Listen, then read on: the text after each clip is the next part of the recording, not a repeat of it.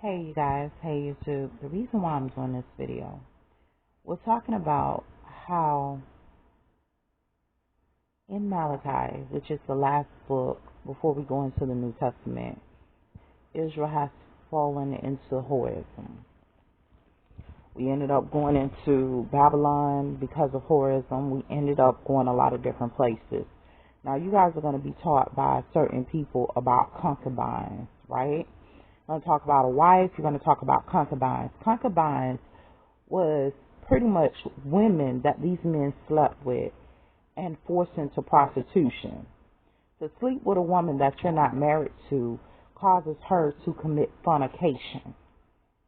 And it's a sin, right? But these men was constantly doing this. Constantly doing the sin. It's like the sin of Tamar, where this man considered her righteous, but she's not married to him. And they go to Tamar's father-in-law and says, hey, your daughter-in-law, she pregnant. And you ain't gave her now one of your sons, so I don't know how she got pregnant. But remind you, this man is off in a far country. He's taking a journey. And he meets a prostitute. That's exactly how it happens. He would journey to places to have sex with loose women. And as he's doing this, he happens to run up on his daughter because his daughter knows what he's going to do. As he's taking care of business, but he meets a prostitute, and the prostitute, has her ways about herself, which is Tamar, his daughter-in-law, and she causes him to lay with her and say, okay, now pay me. He says, I have no money to pay you, but I will give you my staff that I have, and I will give you my cloak. Y'all don't know what a cloak is, but it's something that they will wrap around themselves, but we know it goes deeper. So he gives her his staff and his cloak and said, I will send someone to pay you for your service. Now, he has just slept with a prostitute.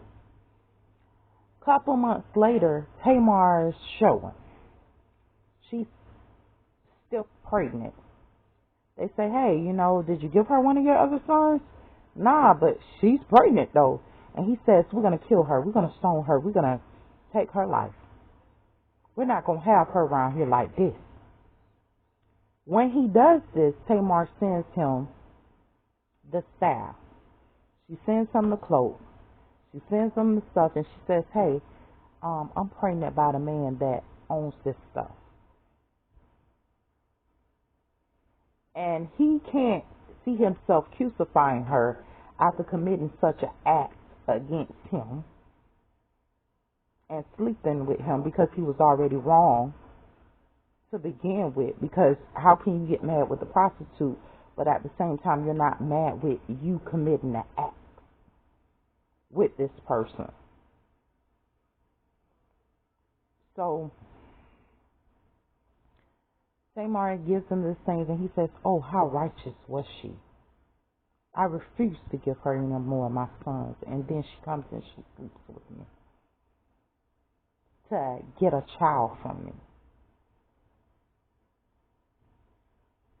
So after all of this is taking place, this is the introduction into whorism.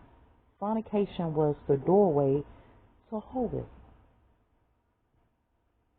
It was the doorway.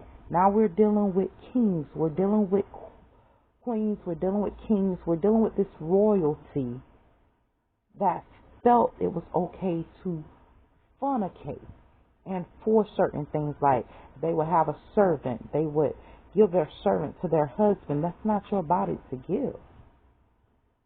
But they would give the servant body to her husband. Her husband would fornicate with her.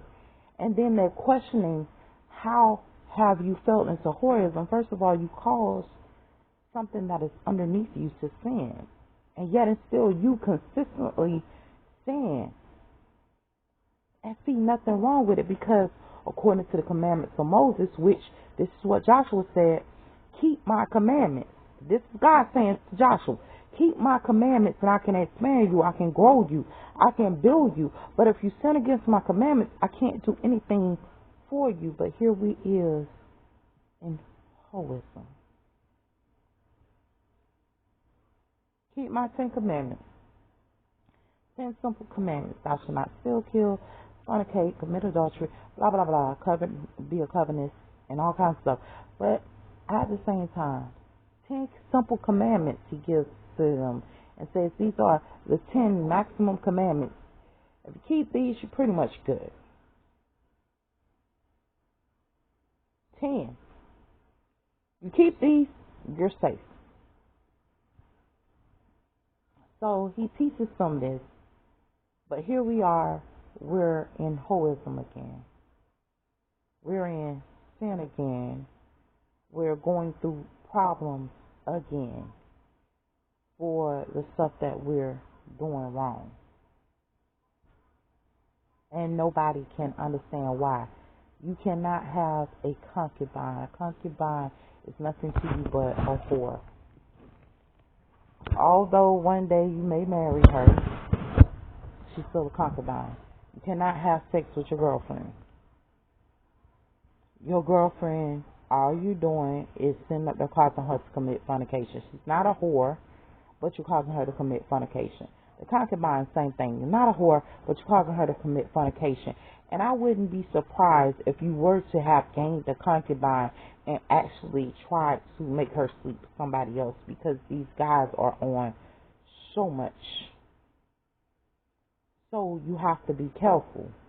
And it's the same way with women. You know, women sometimes say, okay, well, I got my little bust me down, my little booty call guy that I call whenever I need service. Causing that man to sin. Not one of you have woken up with common sense to say we are causing problems for ourselves. So now we got Adam and Eve sinning. We got both of them sinning. You ain't just got her sinning. You got her and him sinning. And that's kind of how it was in the beginning. Oh, the woman gave me and I did eat. Both of y'all sin. And now it's habitual and it's becoming obsessive. So now we ended up in hoism because we got concubines. You ain't just got one concubine. You got a whole bunch of them. You got Solomon that was known to have almost 100 concubines. What you going to do with all them women?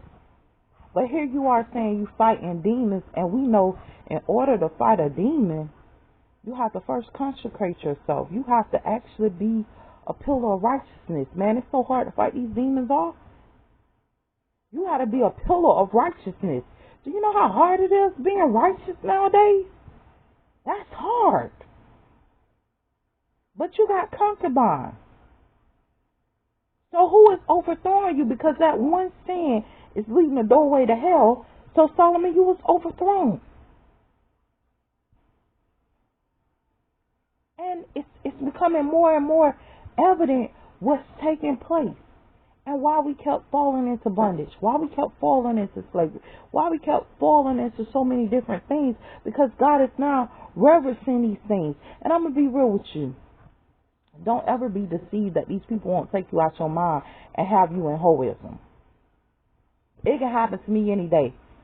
Take you completely out your mind because they want you to condone the behavior, because the behavior is demonic itself. And this world that we're in is a demonic world. You guys have to really guard yourself and protect yourself against these demons, man. We have to either live by the word of God or die. There is no in between. These people don't care what they do to us.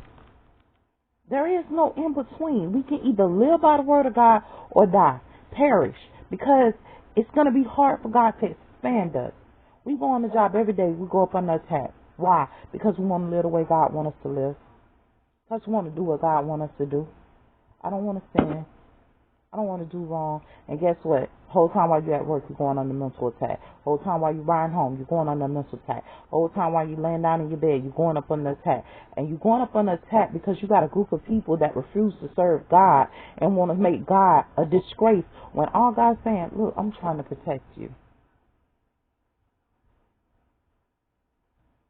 All God's trying to say is, look, I'm trying to take you to the next level. You got people talking about, I want God, but I don't want Jesus. So you don't want to implement the word of God in the flesh. You don't want to do what God say do. But you want God.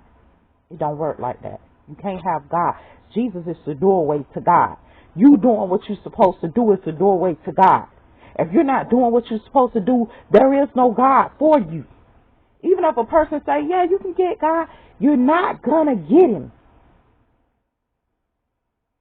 Because Jesus is the doorway. Either you can sit up there and you can concentrate yourself the best way you can and try to make yourself righteous the best way you can, or you're not going to get to God.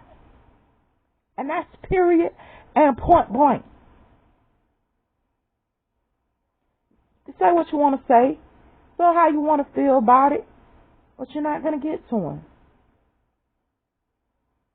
And that's just facts. I hope these words encourage you guys. Please, fellas, don't fall victim to it. You're gonna meet these guys, and a lot of these guys believe in hoism. And hoism deals with concubines. They have wives, they have concubines, they have women they call whores, which are their concubines that they actually use that language with. Call them bitchs and stuff like that. They have no respect for a woman because they have gotten away with sin so long amongst women. Be careful with yourselves, women. Guard yourself. Be mindful of the things that you do. I hope these words encourage you guys. And be wise, because if we continue to sin, we will never elevate. We will never get where we want to be. Be wise. God bless.